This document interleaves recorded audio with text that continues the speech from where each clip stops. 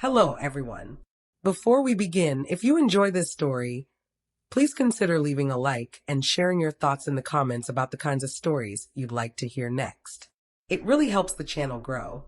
Also, only a small portion of the people who watch these videos are subscribed. So if you find yourself enjoying this one, I'd truly appreciate it if you subscribed. If you'd like to support our work and discover even more stories created by my team, be sure to check out the Patreon link in the description below. My wife, Julie, discovered my secret nearly 2 years ago. It happened completely by accident when she was looking through the attic and came across a hidden collection of women's clothing that I had spent years quietly building. There was no denying the truth after that. I tried my best to explain what those clothes meant to me and why dressing that way brought me a sense of peace I couldn't find anywhere else. But my words never reached her. She listened, yet I could see there was no understanding behind her eyes. From that day forward, our relationship changed in ways that neither of us could ignore. Instead of bringing us closer through honesty, the discovery built an invisible wall between us. Over the following year, our marriage slowly became colder. Conversations grew shorter, affection disappeared, and our intimacy faded until it was almost non-existent. I felt isolated inside my own home, as though I had become a stranger living beside the woman I loved. The only moments when I could truly be myself came during the rare occasions when Julie traveled for work. Whenever she left town, I would carefully unpack my hidden wardrobe and spend a few precious hours dressed the way I had always dreamed. Those brief moments became my escape from the loneliness that seemed to define the rest of my life. As time passed, I often found myself wondering why Julie had stayed with me at all. She never talked about her feelings or explained what she still saw in our marriage. Her career always came first, demanding nearly all of her time and attention. She rarely discussed where she was going or what kept her away so often, and I eventually stopped asking. While she climbed higher in her profession, I felt as though my own life was quietly falling apart. No matter how hard I tried, I couldn't find a way to repair the growing distance between us. I slipped into one of my wife's tailored outfits, fully aware that it was among the most expensive pieces she owned. After fastening the jacket, I stepped into a pair of elegant black heels with 3-inch stilettos. Finally, I reached for one of Julie's designer handbags and carefully placed my wallet, identification, house keys, and car keys inside. The purse felt strangely natural resting over my shoulder, as though it belonged there. Before leaving, I stood in front of the bedroom mirror for one final inspection. The reflection staring back at me no longer resembled the person who had woken up that morning. Every detail seemed to come together perfectly. The carefully applied makeup, the blonde hair framing my face, the fitted business suit, and the graceful posture I had practiced so many times in private. I couldn't help smiling. For the first time, I felt as though I had truly become the woman I had always imagined. Just as I was about to leave, another thought crossed my mind. Something was still missing. I walked over to Julie's dresser and picked up her favorite bottle of perfume. I hesitated only for a second before lightly spraying the fragrance across my neck and wrists. The rich floral scent immediately surrounded me. It was subtle yet unmistakably feminine.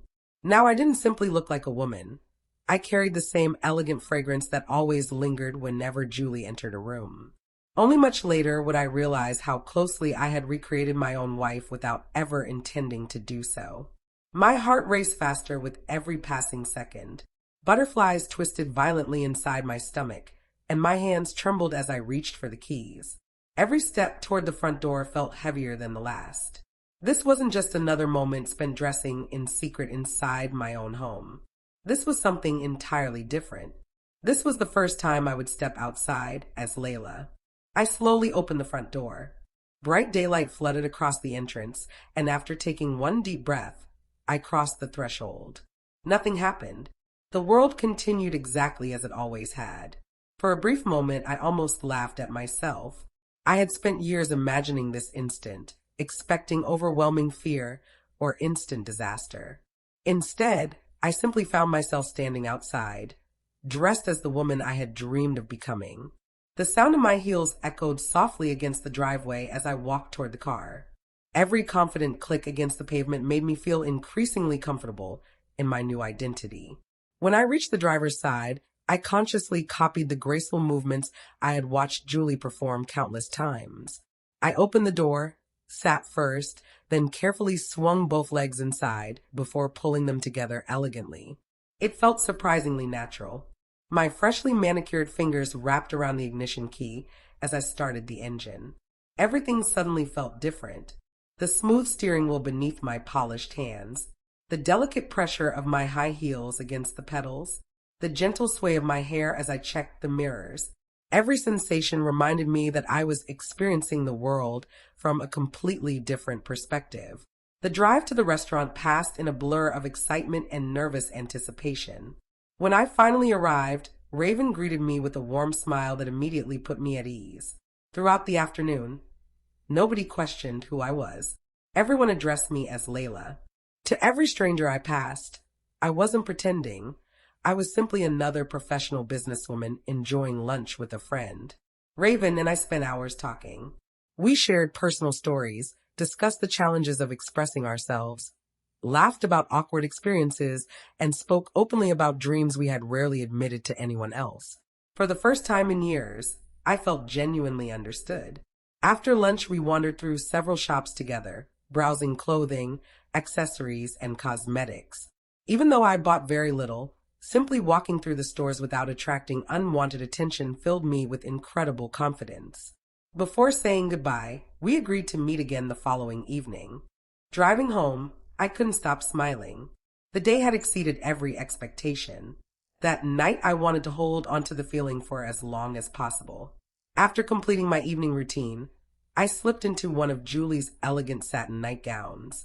I repeated every beauty ritual I had watched her perform before bed, carefully removing my makeup, brushing my wig, moisturizing my skin, and settling beneath the blankets exactly as she always did.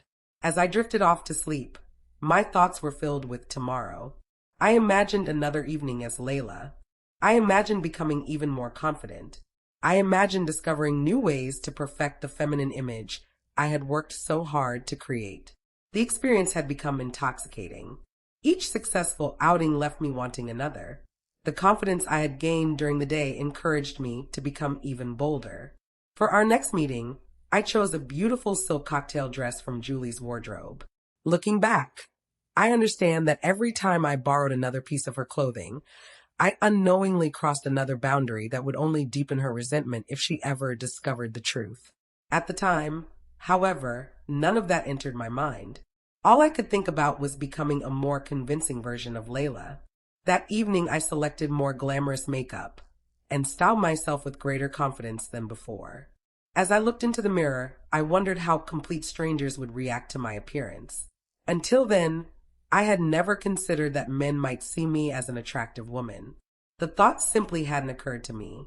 Raven arrived shortly afterward, and together we headed into the city. The nightclub buzzed with conversation, music, and laughter. We found a quiet booth near the corner where we could relax and talk.